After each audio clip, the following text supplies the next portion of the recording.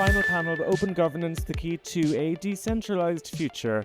Please welcome Mario Altenburger, CFO, Harbour Industrial Capital, Nate Hamilton, co-founder Distractive, Bill Laboon, Director of Education and Governance Initiatives at the Web3 Foundation, and our wonderful moderator, Tommi Enenkel.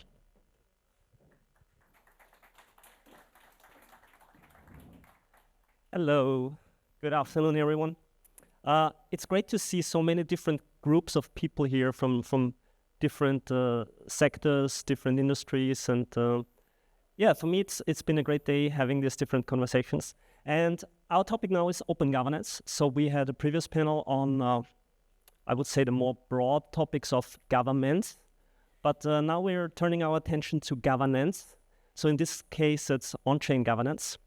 And we're going to talk a little bit about Polkadot and how it is handling on-chain governance. And the system that we have on Polkadot, it's called OpenGov. So we have Bill Laboon here with us, Director of Education and Governance Initiatives at the Web3 Foundation. So Bill, let's start with you. What is OpenGov? So OpenGov is, I think, as a corollary to real world governments, we have gone to a more generally in the world, a more democratic way of doing things. And I think that OpenGov is sort of a similar idea, that we're being more democratic. So in a lot of organizations, a lot of ecosystems, there's sort of one person or one small group that's in charge of things. In OpenGov, it's one dot is one vote. And any change to the network requires dot holders to vote on this. So changing the runtime, that is upgrading the system, or changing a system parameter, or providing funds from the treasury. All of this is handled only by the dot holders. So they can come together and make a decision as a community in an extremely fair and provably fair way. So the first thing that my eyes are hearing here is that there is funds from the treasury. So there is an on-chain treasury. Can you go a little bit into that? Sure. So as a part of the process of the network, the rewards are generated, staking rewards. And some of these rewards are sent to the treasury. So we actually have a treasury that can be sent and given to different teams making different kinds of projects, doing marketing initiatives, doing business development, all kinds of different things. And this is, again, chosen by the dot holders, what projects they would like to give dot funding to. And Polkadot is, in this sense, a DAO, and the world's largest DAO. As of a few days ago, the last I checked, there's a little over $200 million worth of dot in the on-chain treasury, and a little over $4 million was given out. $4 million worth of dot was given out last month to projects building the Polkadot ecosystem. Right, so I think before we go into the deeper discussion, what I think would be interesting for the audience to hear is, why would you build OpenGov? Why can the system be governed? Because maybe contrasting it with Bitcoin, for example, Bitcoin has a very rigid governance. It needs to be upgraded by upgrading the blockchain, by forking it out. So why putting this as a mechanism on-chain?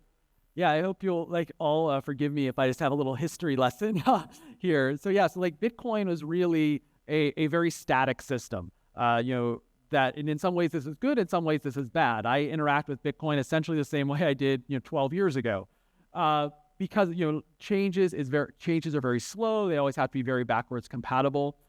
As blockchains got more complex, we see with Ethereum, developers would make changes through something called a hard fork, which essentially meant coordinating everybody that's running a node to follow a new set of rules.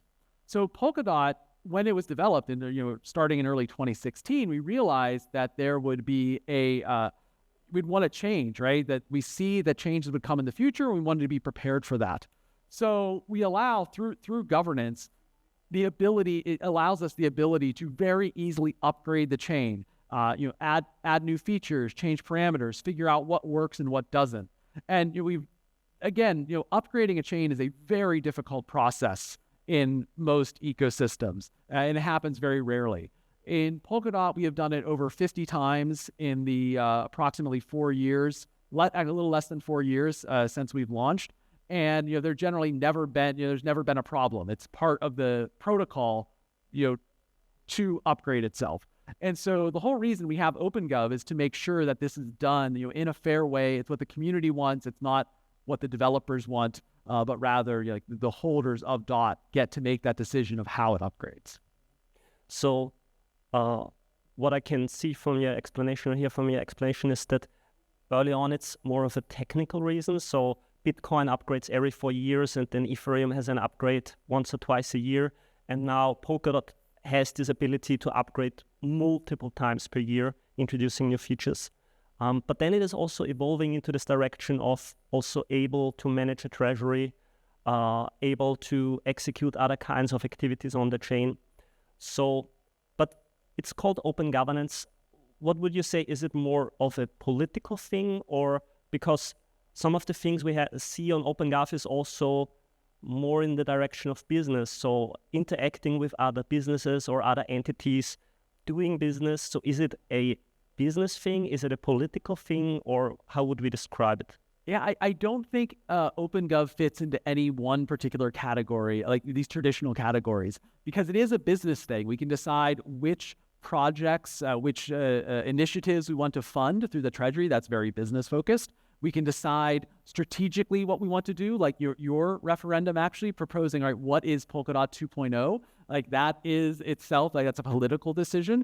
It's a technical decision, modifying parameters, allowing different channels between chains and the network. There's a lot of technical decisions that need to be made. So it is sort of, it's very much a mix of a lot of these things. I would say, yes, it is a mix of these. It's also its own new thing. Right, it's the figuring out the direction of a blockchain, and this on-chain governance is very different than corporate governance or political governance or group governance. It's its own special thing.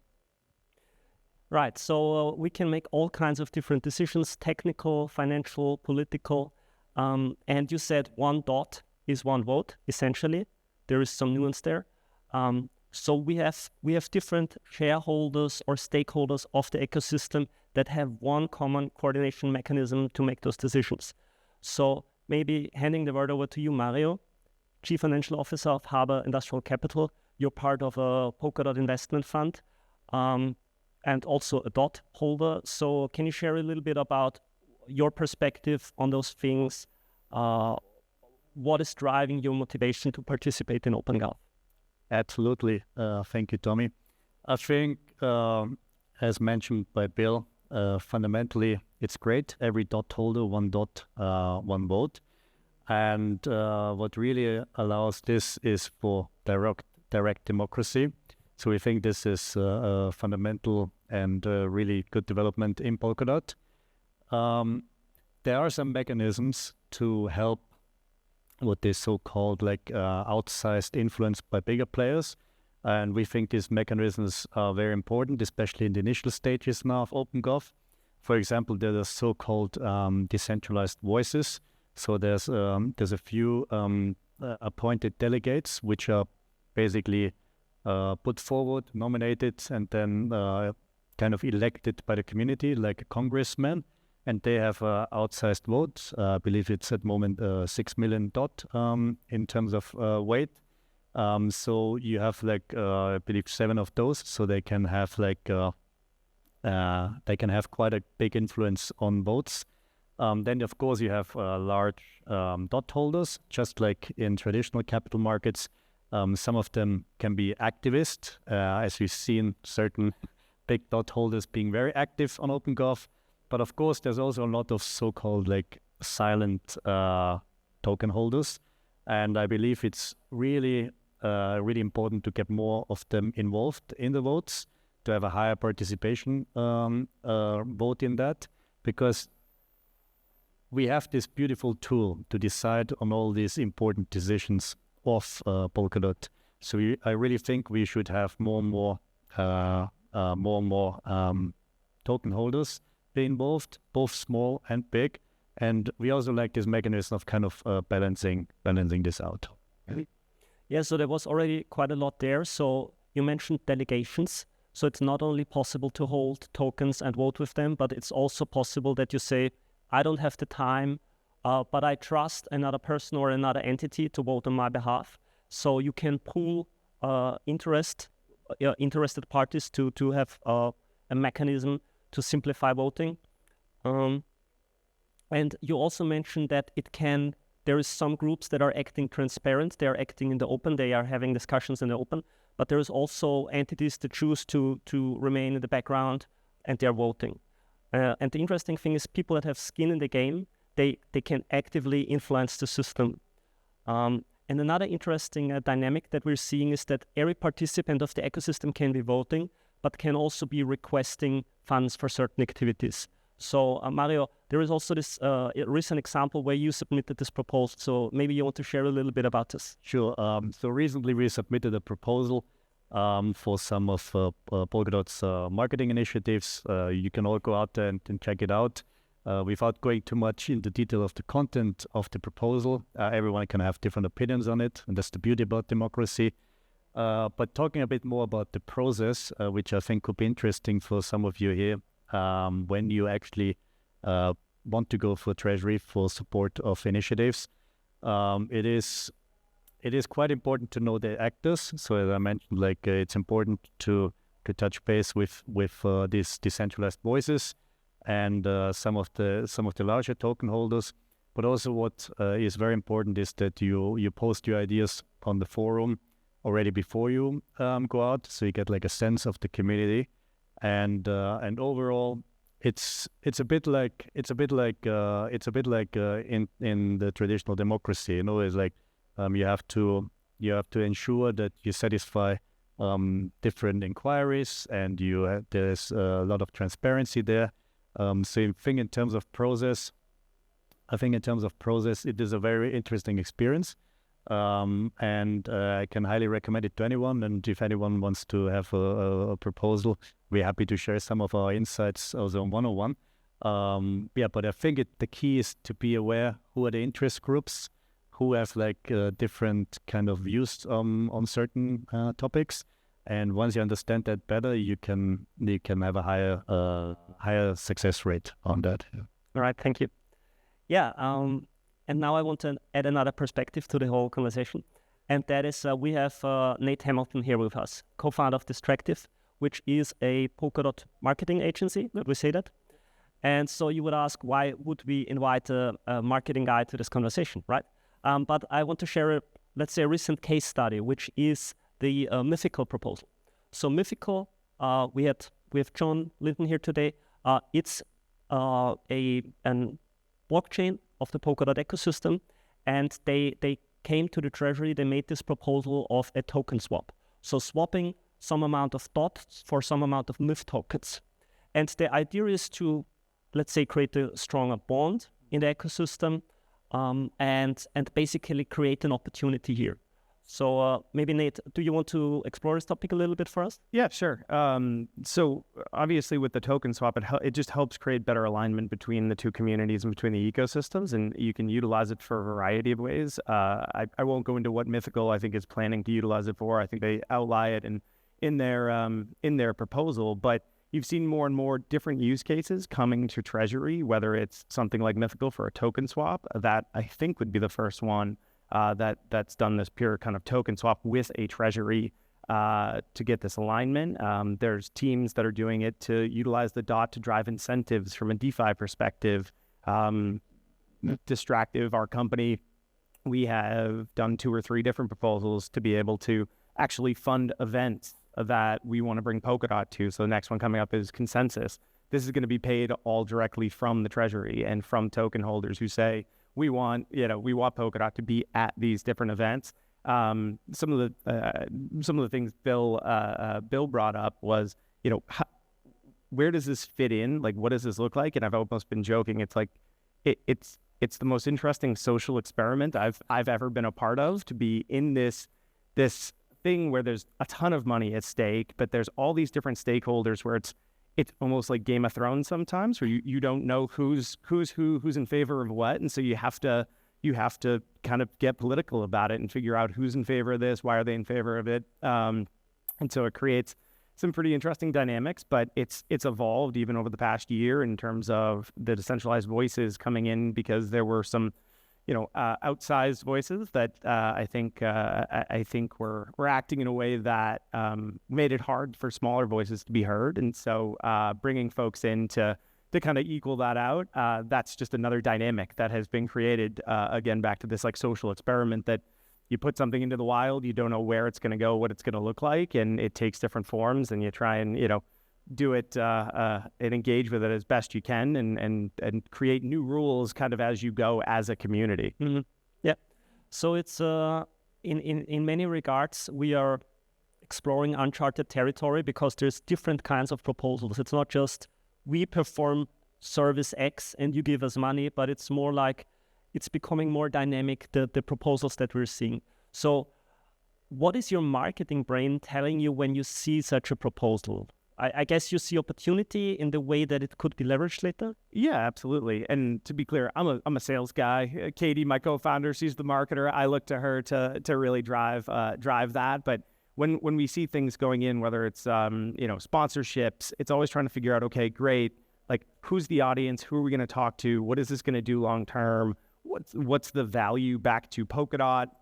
Does it align with some of the messaging? Does it align with the audience that we're trying to connect with? And again, back to kind of the social experiment, in that there isn't one party who says like, yes, this has to be done, or yes, this should be done. You have all these different voices that you can ultimately comment, but if folks want something to go through and they have the votes, it's going to go through. So you have to figure out, okay, great, if something's gone through that may not align with how we were planning to message it, or the audience we were looking to talk to, great, how do we weave it in? How do we be flexible from Distractive standpoint and make sure that we can drive as much value from this as it's being funded and it's going out there? So it's kind of get on the train or it's leaving. So it's definitely, it forces you to be extremely flexible and malleable in terms of how you interact with the community and drive a message about an ecosystem like Polkadot. Yeah, and we often hear this, that OpenGov, the deals happen in the open, and this is not super common in the business world, where you rather,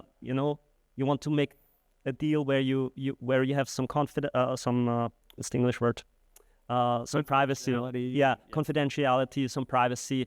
And now these deals are being pushed in the open, and in some regards it's maybe more stressful. But then on the other hand, this basically stress to coordination is now also creating these opportunities where we see that different protocols in the ecosystem are now thinking, okay, there is this opportunity to have games. And then there is, for example, Polkadot is now sponsoring Inter Miami, I think globally most successful soccer brand in terms of social media reach, right?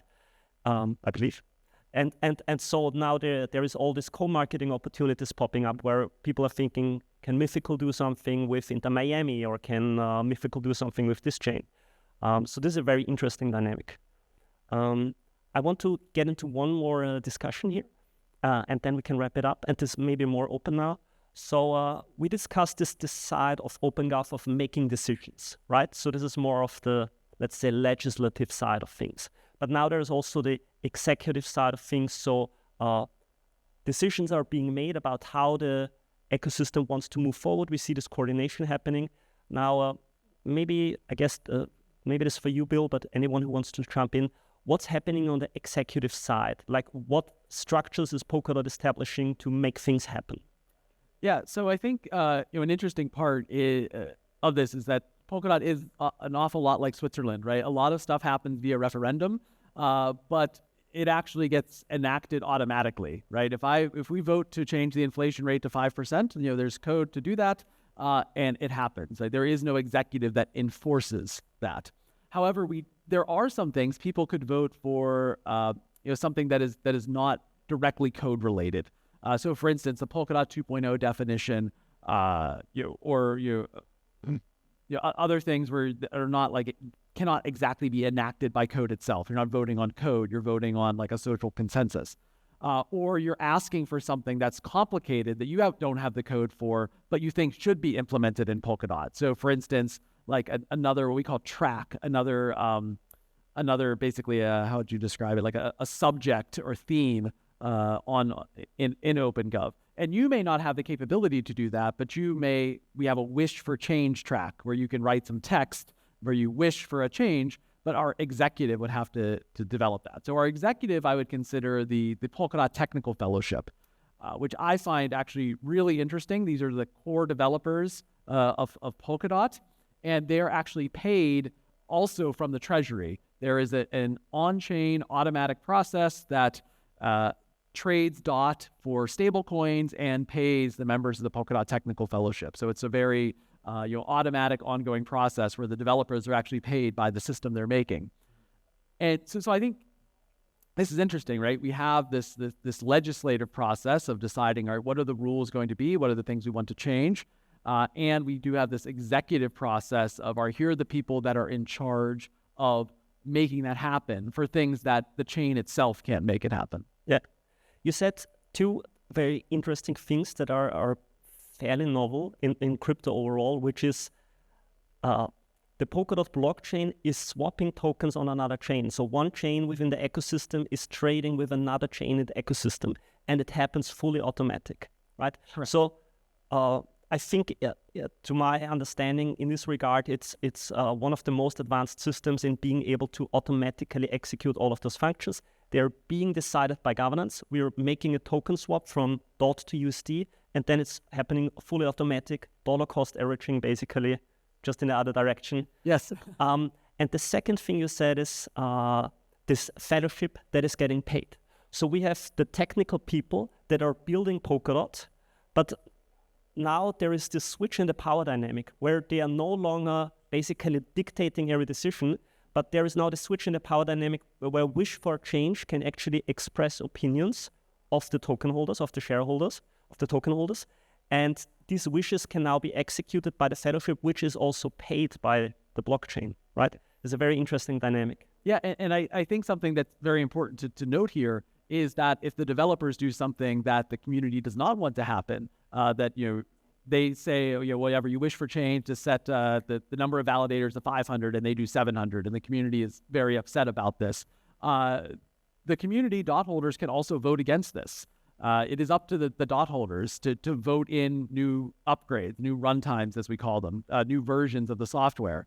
And we've actually seen this on Kusama, our Canary network, where some of the developers said, hey, developers that are building on the system said, essentially, hey, this change is going to break some things. We need some extra time. And they voted against it. So the core developers said, hey, we want to upgrade. The community said no. And so it was pushed back a month. And this all happened on chain. It just shows like how Polkadot really is decentralized. It's ruled by governance. It's not ruled by the developers or some multi-sig behind it. It has to be the DOT holders voting on changes made to the ecosystem. Mm-hmm. And it also... Yeah, so because you mentioned executive and legislative, I actually like this comparison that you have both in one body. What I would like to add is that the judicative is each voter itself and the delegates who vote. I think that's also something that's quite unique about Polkadot, because for each vote, basically the voters can decide themselves on each proposal. So there's no like such thing as like precedent or like following certain procedures just for the sake of it. I think that's also something very unique about Polkadot. So you have like the two functions in one, executive, legislative, and the voter itself is the judicative, because they decide on how to deal with each proposal on an independent basis. Yeah, it's an ongoing feedback loop. Yeah. And what it also highlights is that the governance is not so. There is a very strong enforcing mechanism on-chain, but what we hear from this conversation, it's not only on-chain, but it's also what is happening off-chain, what is happening in the social layer, right? And it's when we listen to all those dynamics that are happening, it's a very complex structure that is happening here. Yeah, I think Mario said it very well when he said that when he was doing his referendum, Harbour's referendum, he had to talk to people. Like, it wasn't just, okay, I'm just going to look on chain and see what's voting, but rather, going out and talking to DOT holders, especially, active DOT voters, figure out what they want. I mean, it's all the benefits of democracy, right? Is that you can get that feedback from what people want, and you need to do things that the DOT holders want. Yeah. Yeah, so maybe wrapping it up a little bit, and then maybe we have time for questions. It's in cybernetics there is this axiom, I think, or theorem that says the element in the system that has the most optionality, the most options to interact with the system, is the controlling element. And one derivation that you can make of that is that if you have a complex problem system, you need to have at least as complex solution system. And I'm very often reminded by OpenGov, because it's a complex system, but it's organically growing, and it's finding new and new solutions for the problem it encounters. So we as humans, we observe a problem, we describe it, and then we start looking for solutions, and we're coming up with new structures and processes all the time. So it's a very fascinating dynamic. Yes, good sir, we wrap it up. So it's time. There's a question. Krista. Good. Thank you. My question is, so I think very few in the audience understand how big the whole thing is. And, I've been doing voting, whatever, for the last couple of months and getting a little bit into it. It's a really fascinating topic, and I think it should be taught at schools, and everything is really, people understand that. And I want to come back to the Inter-Miami proposal, which basically said, okay, pay me $10 million and then you're on a training jersey. What if I come with a proposal, say, I want to have $1 million for the Hells Angel, and then Polkadot is on the Hells Angels jacket, and it gets voted through? Is anyone saying, can we really support the Hells Angels, but it's voted through? How would that work? Maybe for Bill to answer that. Yeah, I mean, I think that's a hypothetical, right? That's something that certainly could happen. There's nothing stopping.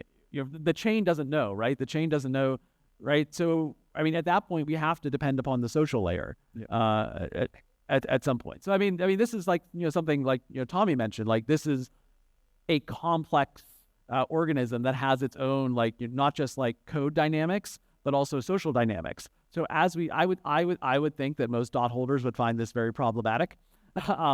And we've seen in the past, like when we've had problems, with the chain, when we've seen things that might be distasteful or scams, we've seen actually a very strong social layer emerge. Like, this is not just, Tommi, how many times have you talked on Twitter or Polkadot Forum or Polk Assembly to people, or behind the scenes, right? There's a very tight and passionate community that I think are in favor of seeing Polkadot OpenGov succeed. So I think that anything like this would happen, that we would figure out something ahead of time that would prevent it. I'm not sure exactly what would happen, but definitely something at the social layer, because there's no way from a technical perspective to tell.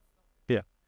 I'm glad you brought up how cool it actually is. Like, governance, to me at least, isn't the most sexy topic to kind of talk about in many ways. But when you start to dig into how much work and thought went into OpenGov in and of itself, just an example is, there's a window at the end of kind of this 24-day proposal period where it has to go above a certain threshold for a certain amount of days, so that, somebody on our team said, well, why does that happen? And it's to avoid the eBay effect, where somebody can come in at the last minute and vote something through, because that's not really the will of the people if somebody's just waiting for that last minute to push it through. And so there's all this game theory that, from what I've heard, Gavin basically went off for a year in a cave and just studied governance and dynamics and game theory and came back with a very complex system. But when you get into it and you start looking at it, it's amazing. And we had a new hire that just started this week or last week, and she asked me, why is everyone excited about this OpenGov thing? She's like, I've seen Snapshot where you just click your vote and you however many tokens you have. And when I went through everything, she's like, I have to go tell my friends about this. This actually enacts on chain. There isn't some foundation that then sends the money or sends the funds or puts the code in. I'm like, no, you have to do it up front, and when it goes through, it pays out. There's no third party that then goes and does it. That makes it basically fully autonomous, which is a first in the industry, and is actually kind of sexy when you start thinking about it. Yeah, sorry, just one last thing is it is sexy, but it is also scary because of the reasons like this. I mean, that's one of the reasons, though, I think that similar to like U.S. I come from the U.S. From my accent, you can tell.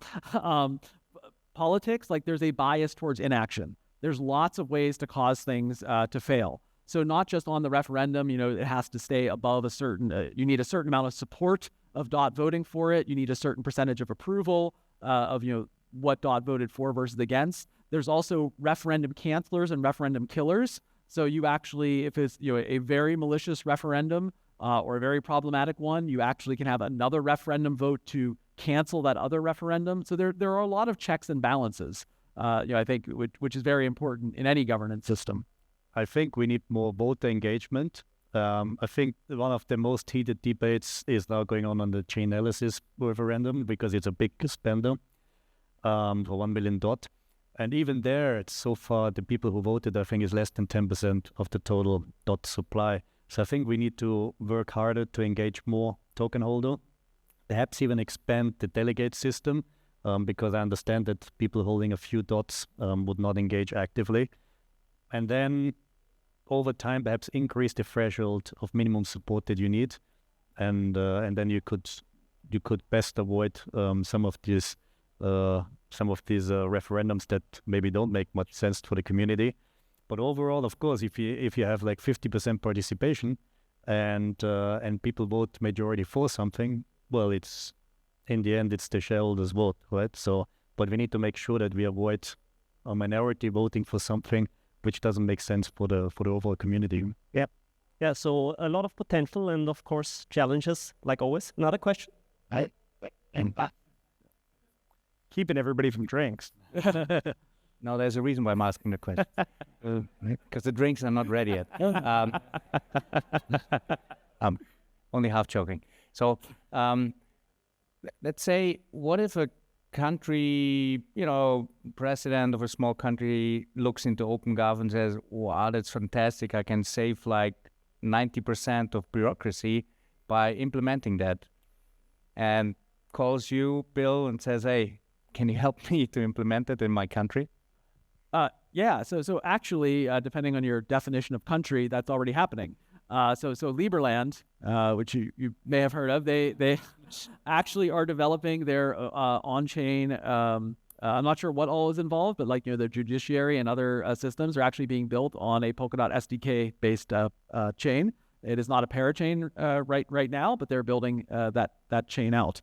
So that's certainly something we can do. I'd be happy to help if there are any government agents here describing how it's been done. But it certainly can be done.